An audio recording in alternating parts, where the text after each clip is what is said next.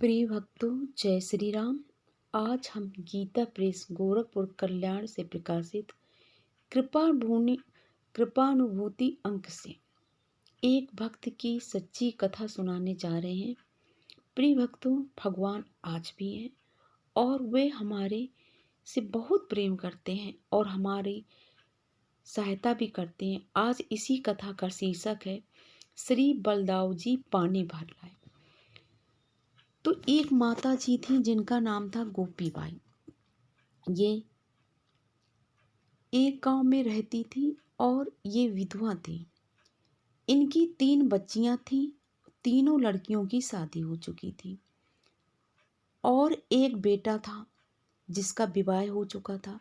लेकिन बेटा जैसा कि ससुराल में एक ही लड़की थी और सारी संपत्ति मिली थी, तो स्वाभाविक है कि वो अपने ससुराल में यानी कि बहू के मायके में रहता था और गोपी बाई अकेले रहती थी क्योंकि उनकी तीनों बेटियों की शादी हो गई थी।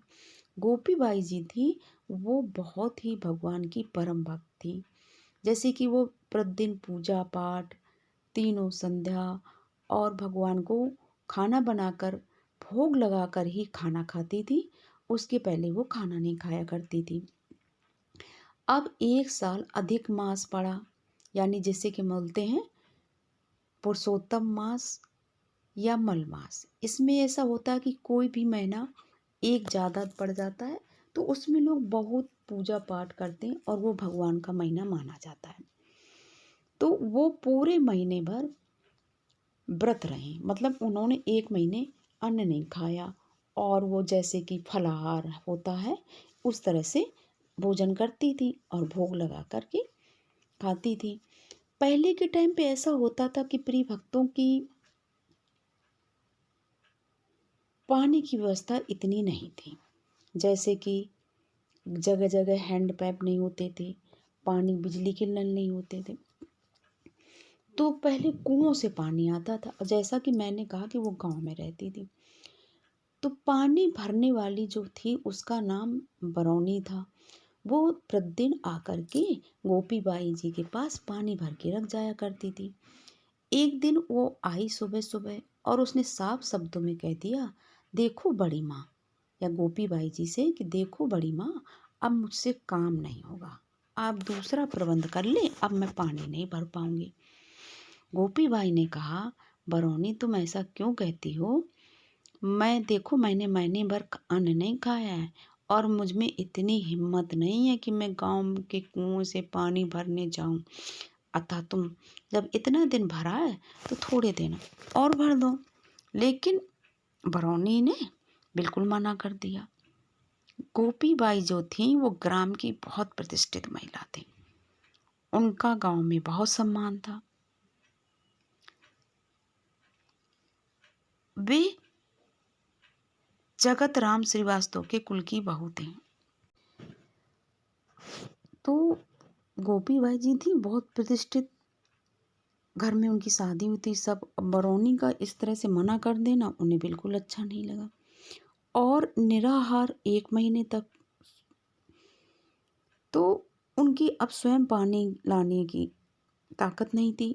अब उनको भी थोड़ा, जैसे कि जेठ का महीना था, उस बार जेठ का महीने का पड़ा था अधिक मास। जेठ की चिलचिलाती धूप में गांव से कुआं भर के पानी कैसे लाएं? और वो उसी गांव में बलदाऊ जी का एक मंदिर था। गोपी बाई जी का नित्य का नियम था कि वो प्रतिदिन उनके दर्शन किए बिना भोजन नहीं करती थी। आज वो उनका दर्शन करने भी नहीं गई और गुस्सा हो गई भगवान से कि तुम मेरी इतनी सहायता भी नहीं कर सकते हो। उन दरवाज़ा बंद कर दिया और लेट गई, भोजन भी नहीं बनाया और न दर्शन करने गई। इतने में किसी ने दरवाज़ा खटखटाया, बड़ी माँ, बाहर से किसी ने आवाज़ दी। गोपी बाई की नींद खुल गई। उन्होंने भीतर से लापरवाही से उत्तर दिया, कौन है? तो बाहर से आवाज़ आई, मैं हूँ श्याम।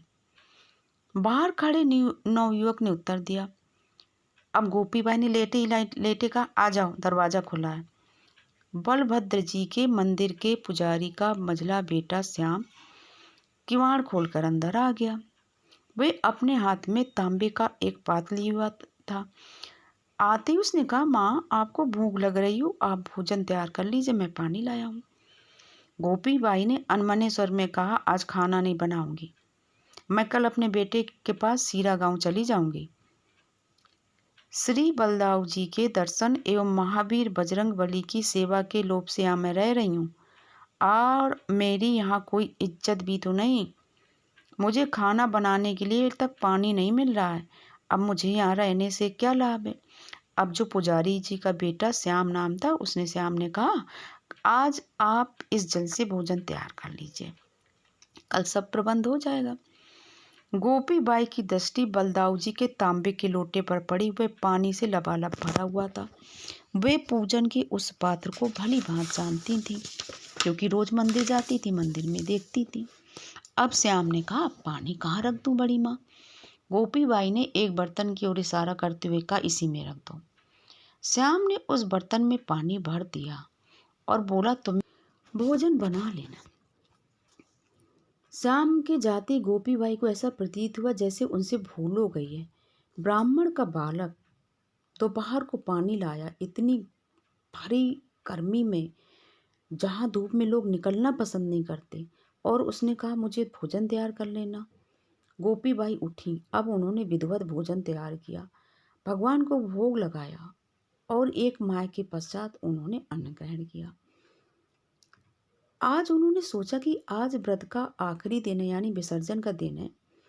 ब्राह्मण के बालक के द्वारा लाया हुआ जल मैंने खर्च किया है, अतः मेरा कर्तव्य बनता है कि मैं मंदिर जाकर श्याम को कुछ पैसे दिया। ऐसा विचार करके वे मंदिर की ओर चली गई। मंदिर में पहुंचकर उन्होंने भगवान बलभद्र के बलदाऊ जी के दर्शन किए। भगवान बलदाऊ जी की प्रसन्न चित्त छवि को निहार कर वे अपनी सुध बुध खो बैठी। पुजारी ने आकर उन्हें चरणामत दिया। चरणामत लेने के बाद उन्होंने पुजारी से कहा, पुजारी जी अपने बेटे श्याम को बुला दीजिए। पुजारी जी ने बड़ी उत्सुकता से पूछा, क्यों, श्याम से आपको क्या काम है। गोपी बाई ने एक ही सांस में सारा किस्सा सुना दिया पुजारी जी को, और बोली कि तुम्हारा बेटा श्याम मुझे पानी नहीं लाता तो मैं आज मैं खाने नहीं बना पाती। आज मैंने ब्राह्मण के हाथ के पानी लाए हुए का भोजन बनाया, अब मैं कुछ पैसे देकर ही जाऊंगी श्याम को, अतः आप अपने बेटे को बुला दीजिए। गोपी बाई के शब्दों को सुनकर तो पुजारी हक्का बक्का सा रह गया। उसने आश्चर्य मिश्रित स्वर में कहा, श्याम एक माह से तो अपने मामा के यहाँ गया हुआ, वह तो यहाँ है ही नहीं, आप क्या कह रही हो। ये सुनती ही गोपी बाई स्तब्ध रह गई, मन ही मन ना जाने क्या सोचने लगी। वे प्रभु की लीला के बारे में कुछ भी निर्णय न ले सकी, और तुरंत पंडित जी को प्रणाम करके चुपचाप अपने घर लौट आई। आते ही उन्होंने देखा कि जिस बर्तन में श्याम ने पानी भरा था वह अब भी पूरा भरा हुआ है। घड़े में भरे जल को उन्होंने अपने मस्तक पर डाला और भगवान के पास जाकर रोने लगी तथा कहा, आपने मेरे लिए कष्ट उठाया। सारे गांव में चर्चा फैल गई कि आज स्वयं बलदाऊ जी ने श्याम का रूप बनाकर बड़ी माँ को पानी ला कर दिया। सबका हृदय प्रसन्नता से परिपूर्ण हो गया और श्री बलदाऊ जी की जय जयकार होने लगी।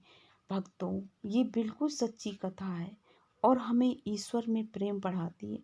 इसी तरह की सच्ची कथाएं हम आपको प्रतिदिन सुनाया करेंगे और आप अपने भक्तों को शेयर करिए। जय श्री राम।